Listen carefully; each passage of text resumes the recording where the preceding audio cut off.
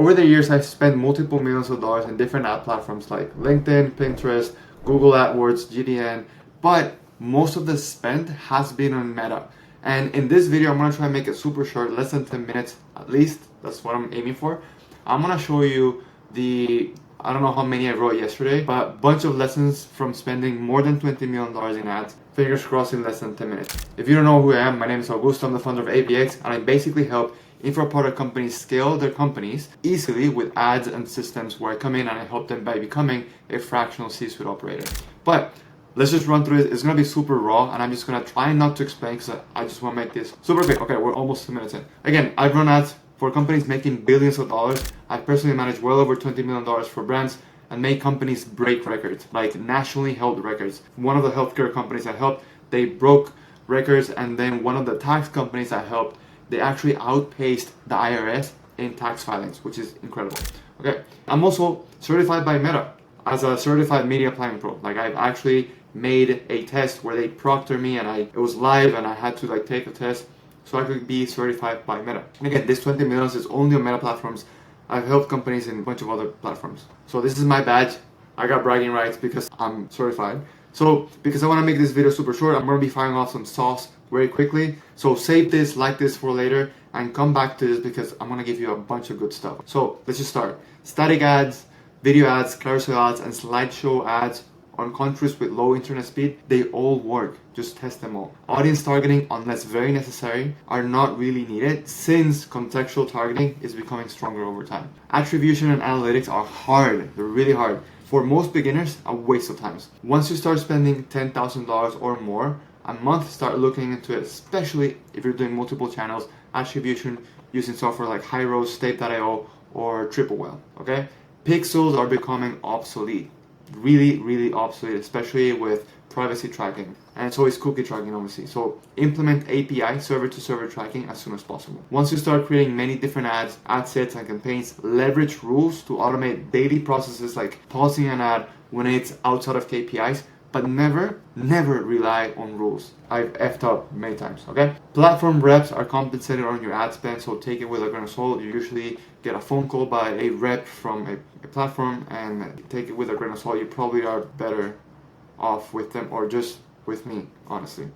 To understand how much to spend on ads, optimize for getting 50 to 100 conversions or actions you're optimizing for per week on Meta, because that's going to get you outside of the learning phase, okay? Lookalike audiences work best with bottom of funnel custom audiences larger than 1,000 match contacts. So usually, I'm not going to explain, but match contacts meaning Facebook can match that person that you just imported from Excel or whatever. Sometimes you don't have to get out of the learning phase to have a profitable ad. I've had this happen. Ads still in learning phase, printing a lot of money. Seasonality is true. Ads are usually more expensive during November, but there is seasonality in different industries like fitness, learning, relationship, etc. Like statistically, more people tend to break up in like X amount of months, I don't know. So like if relationship offers skyrocket. Spy what your competition is running in ads library. So just Facebook ad library. And the oldest ad in that bunch of ads is going to be probably their winning creative and angle. So just funnel hack. Your creative will pull the most amount of weight. Do not be lazy. I have another tip on this in a little bit. Okay, 5 minutes in, we're almost there. So create a hypothesis and test it with different style of creative. So do carousel, like the ones that I mentioned above. Create hypothesis, test, okay? Delayed attribution is a real thing. Give Facebook time and money to let it spit out correct data. Sometimes this data is not 100%. I've had this happen a lot in e-commerce when I help e-commerce clients, okay? Test these 3 in targeting. Broad targeting, like literally just super broad, don't put anything. Lookalike audiences, remember what I told you above. And interest-based, 3 interests is more than enough, right? But contextual targeting is probably gonna do better. AI is smarter than you, so test advantage plus assets, typo. And it's just getting better over time. So test it, okay? Create a swipe file with all of the ads you love, even from the industries you don't participate in. It helps tremendously with creativity, especially when you're in a rut. Great ads plus great organic content equals dream team. Trust me, dream team. They both play together. I have a video on this in my YouTube channel, so go check it out. ROAS can be misleading, so beware of gurus only just showing ROAS, okay? Never use AI to create all of your copy. Use it for inspo, please. You can smell ChatGPT copy a mile away. Don't be lazy with your creative. Please, creative also means your copy. and your script. Don't be lazy. Sometimes the stupidest creative does the job. So this comes with what I said before. Test, don't be lazy, meaning test a bunch of things, and also put a little bit of time into creating a good creative. It doesn't mean it has to be professionally created, but sometimes it happens when like the most stupidest creative does the best job. Test, test, test. Read your competitors' reviews and use that for inspiration for angles and things you do better. Answer questions customers ask. Specifically, 3-star reviews usually are people who are very honest. Use those reviews and leverage those. Data is greater than feelings. Don't fight the data. Even though it's not 100% accurate, it is at least more accurate than your feelings. Opting for lower funnel objectives. So sales is going to be a little bit better than leads, unless you're only wanting leads, obviously, which is going to be better than traffic, which is going to be better than engagement, usually most of the time.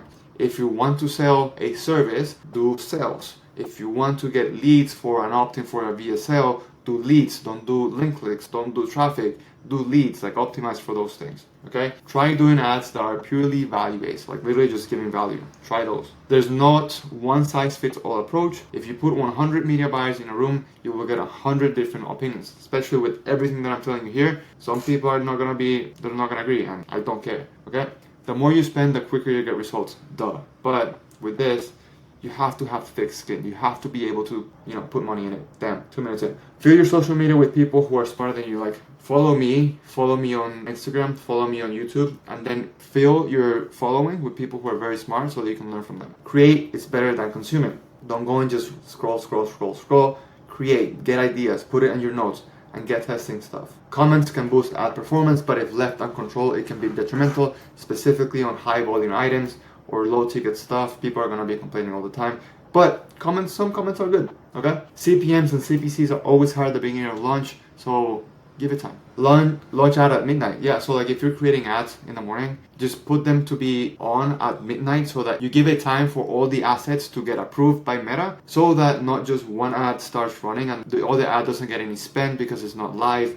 So do other things, publish them for midnight. Damn, I'm gonna go quicker. Always double check your work. The 20% of changes keep you safe from leaving the learning phase, okay? So don't make huge changes. You need thick skin when running ads. Don't fall in love with creatives, use data. Ad creatives don't have to be overly produced. High production cost doesn't mean anything and doesn't correlate with better results. Find inspiration every day. Pay to learn, pay for mentors, pay for media, pay for courses, and put your money in personal experience. Like you actually run ads. You will learn a lot by doing so. Okay, perfect. That was incredible, well timed. Amazing. Cool. So if you have any questions on media buying, Facebook or whatever, put them down in the comments below. In the description below, I'm going to put also all the comments based on where you are in your business. It's going to help you tremendously. If you like this, if you want me to do it like part 2, just let me know. Like, and if you haven't subscribed, subscribe. You're going to learn a lot from me. So all in all, I'll see you in the next one.